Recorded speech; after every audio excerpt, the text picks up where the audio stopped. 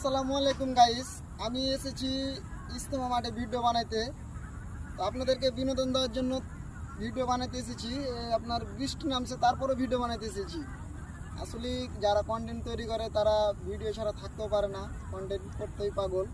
তারপর আমি এই যে অনেকগুলো ভিডিও বানানোর জন্য অনেক পোশাক নিয়ে এসেছি। আমি কিন্তু খুব ভালো ক্যামেরা দিয়ে ভিডিও করি না, যদি ক্যামেরা দিয়ে ভিডিও করি তাতে আমার কিছু আছে আমার ব্যাগে। যেমন এই যে দেখেন, আমার অনেকগুলো ড্রেস আছে, এই যে অনেকগুলো গেঞ্জি আছে, আরও অনেকগুলোই আছে, যেটা আপনাদেরকে দেখালে অনেক কিছু দেখতে পাবেন। কিন্তু আমি সামান্য মোবাইল দিয়েই কিন্তু ভিডিও ভাইরাল করি। আপনারাও পারবেন ভিডিও ভাইরাল করতে। আপনারা সবসময় ভিডিওর উপর লাগা থাকেন, পরিশ্রম একটু করেন, ধৈর্য সহকারে ভিডিও ভাইরাল হবে। আমার প্রথমে কোনোভাবে ভিডিও ভাইরাল করতে পারতাম না, আস্তে আস্তে আমি শিখেছি।